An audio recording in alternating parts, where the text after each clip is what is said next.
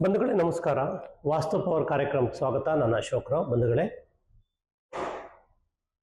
ಬಂಧುಗಳೇ ನನ್ನದೊಂದು ಪರಿಚಯ. ನನ್ನ ಹೆಸರು ಅಶೋಕ್ ರಾವ್.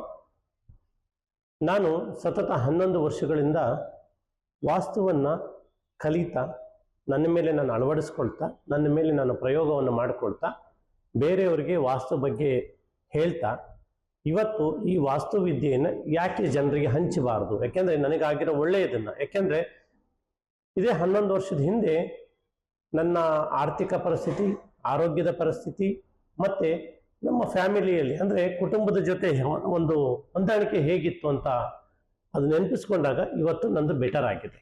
ಬೆಟರ್ ಅಂದರೆ ಹೇಗೆ? ಈಗ ನೋಡಿ, ಉದಾಹರಣೆಗೆ ನಾವು ಸಮಸ್ಯೆ ಬಂದಾಗ ಸೊಲ್ಯೂಷನ್ ಹುಡುಕ್ತೀವಿ. ಸಮಸ್ಯೆ ಬರಲಿಕ್ಕಿಂತ ಮುಂಚೆ ನಾವು ಮಾರ್ಗಗಳನ್ನು ಹುಡುಕೋದಿಲ್ಲ. ಹಾಗೆ ನಾವು ಏನಾದರೂ ಸಮಸ್ಯೆ ಬಂದಾಗ ನಾನು ದೇವರಿದ್ದಾನೆ, ಯಾರೋ ನಮಗೆ ಸಹಾಯ ಮಾಡ್ತಾರೆ ಅಥವಾ ಏನೋ ಒಂದು ಆಗುತ್ತೆ ಅಂತ ಅಂದ್ಕೊಂಡಿದ್ದೆ. ಬಟ್ ಆಗ ಯಾರೂ ಬರ್ತಾ ಇರಲಿಲ್ಲ. ದೇವರು ಹೇಳಬೇಕು ಅಂದರೆ, ಯಾವುದೇ ಒಬ್ಬ ಮಾನವನಿಗೆ ದೇವರು ವರವನ್ನು ಕೊಡೋದಿಲ್ಲ, ಶಾಪವನ್ನು ಕೊಡೋದಿಲ್ಲ. ಅಂದರೆ ಅವಕಾಶಗಳು ಮಾತ್ರ ಕೊಡ್ತಾರೆ. ಹಾಗೆ ನನ್ನ ಜೀವನದಲ್ಲಿ ನಾನು ಸತತ ಒಂದು 36-37 ವರ್ಷಗಳ ತನಕ ಸಂಕಟದ ಜೀವನವನ್ನು ನಡೆಸ್ಕೊಂಡು ಬಂದೆ. ಹೇಗೆ ಇತ್ತು ಅಂದರೆ, ಲೈಫು ತುಂಬ ಕಷ್ಟದ ಲೈಫು, ಹೇಳ್ಕೊಡಂಗಿಲ್ಲ. ಆರ್ಥಿಕ ಪರಿಸ್ಥಿತಿಯಲ್ಲಿ ಕಷ್ಟ, ದೇಹಾಲಸ್ಯ ಮತ್ತು ಸಾಂಸಾರಿಕ ಜೀವನದಲ್ಲಿ ಸಿಕ್ಕಾಬಟ್ಟೆ ಏಳು ಬೀಳುಗಳಾಗಿತ್ತು. ಯಾಕೆ ಈ ಥರ ಆಗ್ತಾಯಿದೆ ಅಂದಾಗ, ನಾನು ಹೆಚ್ಚು ದೇವಸ್ಥಾನಗಳು, ಮಠ ಮಂದಿರಗಳು, ಸ್ವಾಮೀಜಿಗಳು ಯಾರಾದರೂ ಏನಾದರೂ ಹೇಳಿದಾಗ ಆ ದೇವಸ್ಥಾನದ ಅಲ್ಲಿ ಹೋಗಿ ಅಲ್ಲಿ ಕುತ್ಕೊಂಡು ಪ್ರೇಯರ್ ಮಾಡ್ತಾ ಇದ್ದೆ. ದೇವರೇ ನಮ್ಮ ಈ ಕಷ್ಟದಿಂದ ಹೊರಗೆ ತೆಗೆದುಕೊಂಡು ಬನ್ನಿ ಅಂತ. ಆದರೆ ನಾವು ದೇವರ ಹತ್ರ ಬೇಡದು ತಪ್ಪಲ್ಲ, ದೇವರು ಇದ್ದಾನೆ, ಭಗವಂತ ಎಲ್ಲ ಕಡೆ ಇದ್ದಾನೆ. ಆದರೆ ನಾವು ಸರಿಯಾಗಿ ನಮ್ಮ ಮನಸ್ಥಿತಿಯನ್ನು ಇಟ್ಕೊಂಡ್ವಾ, ನಾವು ವಾಸ ಮಾಡುವಂಥ ಮನೆಯನ್ನು ಸರಿಯಾಗಿ ಇಟ್ಕೊಂಡ್ವಾ, ಇದನ್ನ ನಾವು ಪರಿಪೂರ್ಣವಾಗಿ ಇಟ್ಕೊಂಡಿರಲಿಲ್ಲ. ಯಾಕೆಂದರೆ ಪ್ರತಿಯೊಬ್ಬ ಮನುಷ್ಯನ ಜೀವನದಲ್ಲೂ ಅವನ ಜೀವನವನ್ನು ನಿರ್ಧಾರ ಮಾಡೋದೇ ಆ ನಾವು ವಾಸ ಮಾಡುವಂಥ ಮನೆ. ನಮ್ಮ ದೇಹವನ್ನು ಚೆನ್ನಾಗಿಟ್ಕೊಳ್ಳಿಕ್ಕೆ ಸಹಕಾರಿಯಾಗೋದೇ ನಮ್ಮ ಮನಸ್ಸು. ಇದೆರಡರ ಜೊತೆಯಲ್ಲಿ ಇನ್ನೊಂದು ನಮ್ಮ ಆಯುಷ್ಯನ ನಿರ್ಧಾರ ಮಾಡುವುದೇ ಆಯ. ಯಾರು ಈ ಪರಿಪೂರ್ಣವಾಗಿ ಈ ತ್ರಿಮೂರ್ತಿಗಳ ಜೊತೆ ಸಂಬಂಧಗಳನ್ನು ಇಟ್ಕೊಂಡಿರ್ತಾರೆ, ಅಂದರೆ ಲೆಕ್ಕದ ವಿಚಾರ ಇದ್ದಾಗೆ, ಒಂದು ರೀತಿ ಲೆಕ್ಕವನ್ನು ಸರಿಯಾಗಿದ್ದರೆ ನಾವು ಇಲ್ಲಿ ಸಕ್ಸಸ್ ಆಗ್ಬೋದು.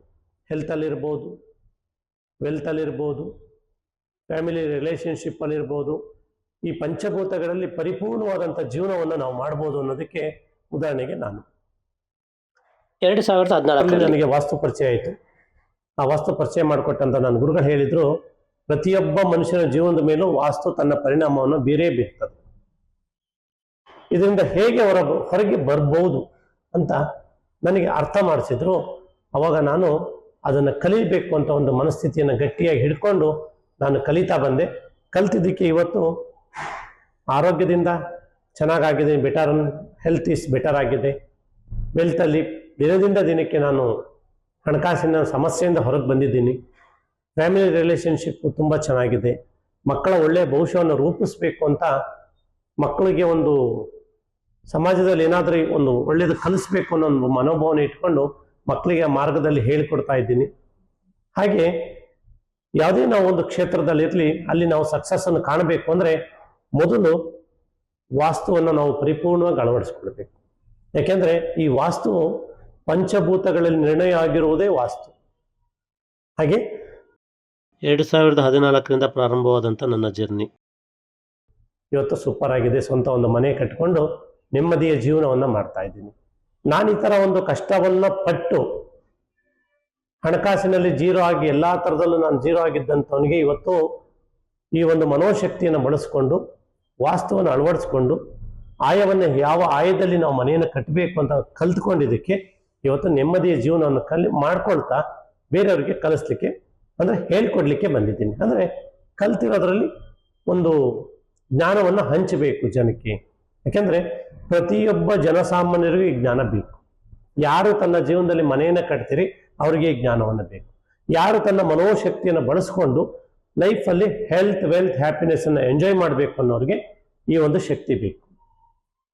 ಹಾಗೆ ಇನ್ನು ಅನೇಕ ರೀತಿಯಲ್ಲಿ, ಅಂದರೆ ಸಮಸ್ಯೆ ಸಾವಿರಾರು ಇರ್ತದೆ, ಅದರಲ್ಲೂ ಸುಖವು ಸಾವಿರಾರು ಇರ್ತದೆ. ಕಷ್ಟ ಎಷ್ಟಿದೆಯೋ ಸುಖನೂ ಅಷ್ಟೇ ಇದೆ. ಆದರೆ ಪ್ರತಿಯೊಬ್ಬ ಮನುಷ್ಯ ತನ್ನ ಜೀವನದಲ್ಲಿ ದಿನದ 24 ಗಂಟೆಯಲ್ಲಿ ಅವನು ಖುಷಿಯಾಗಿರುವಂಥ ಟೈಮು ತುಂಬ ಕಡಿಮೆ.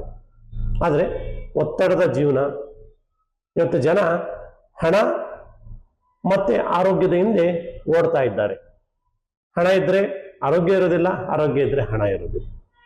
ಇವೆರಡು ಚೆನ್ನಾಗಿದ್ದಾಗ ಒಂದೊಂದು ಟೈಮಲ್ಲಿ ಫ್ಯಾಮಿಲಿ ರಿಲೇಷನ್ಶಿಪ್ ಚೆನ್ನಾಗಿರೋದಿಲ್ಲ. ಇದಕ್ಕೆಲ್ಲ ಕಾರಣ ಏನು ಅಂದರೆ, ಪರಿಪೂರ್ಣವಾದಂಥ ಈ ವಾಸ್ತುಶಾಸ್ತ್ರವನ್ನು ಕಲಿತಾ ನನಗೆ ಗೊತ್ತಾಗಿದ್ದು, ಸರಿಯಾದ ವಾಸ್ತು ಇಲ್ಲ ಅಂದರೆ ಮನೆಗೆ, ಅದು ಯಾವುದೇ ದಿಕ್ಕಿನ ನಿವೇಶನ ಆಗಿರಲಿ, ಪೂರ್ವ ಇರಲಿ, ಪಶ್ಚಿಮ ಇರಲಿ, ಉತ್ತರ ಇರಲಿ, ದಕ್ಷಿಣ ಇರಲಿ, ಆ ವಾಸ್ತುವಿಗೆ ಅನುಗುಣವಾಗಿ ನಾವು ಮನೆಯನ್ನು ಕಟ್ಕೊಂಡಿದ್ದೆ ಆದರೆ ನಮ್ಮ ಜೀವನದಲ್ಲಿ ಇದನ್ನೆಲ್ಲ ನಾವು ಪಡಿಬೇಕು ಮತ್ತೆ ಪಡಿಬಹುದು, ಎರಡೂ ಇದೆ. ಯಾಕೆಂದ್ರೆ ಪ್ರತಿಯೊಬ್ಬರಿಗೂ ಬೇಕು.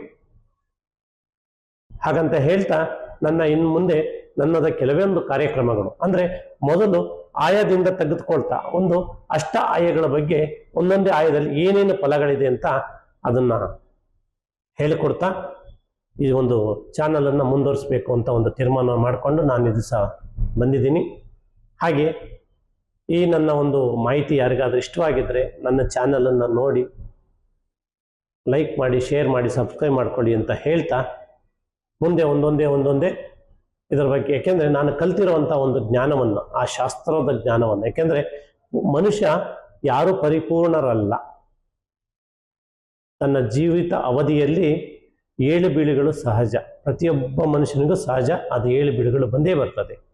ಆದರೆ ಅದನ್ನು ನಾವು ಹೇಗೆ ನಿಭಾಯಿಸಬೇಕು ಅನ್ನೋದೇ ಮನುಷ್ಯನ ಜೀವನದ ಒಂದು ಅವಿಭಾಜ್ಯ ಅಂಗ. ಈ ಪರಿಪೂರ್ಣವಾದಂಥ ಈ ವಾಸ್ತುವನ್ನು ಯಾರು ಅಳವಡಿಸ್ಕೊಳ್ತಾರೆ ಅವರು ದಿನದಿಂದ ದಿನಕ್ಕೆ ಬೆಟರ್ ಲೈಫ್ ಮಾಡ್ತಾ, ತನ್ನ ಆರ್ಥಿಕ ಪರಿಸ್ಥಿತಿಗಳನ್ನು ನಿಭಾಯಿಸ್ಕೊಳ್ತಾ, ತನ್ನ ಸಾಂಸಾರಿಕ ಜೀವನವನ್ನು ಚೆನ್ನಾಗಿ ನಿಭಾಯಿಸ್ಕೊಳ್ತಾ, ಸಮಾಜದಲ್ಲಿ ಹೇಗೆ ಬೆಳೆಯೋದು ಅನ್ನೋದ್ರ ಬಗ್ಗೆ ಒಂದೊಂದೇ ಮಾಹಿತಿಯನ್ನು ಕೊಡ್ತಾ ಹೋಗ್ತೀನಿ ಅಂತ ಹೇಳ್ತಾ, ಎಲ್ಲರಿಗೂ ನಮಸ್ಕಾರ, ಧನ್ಯವಾದ.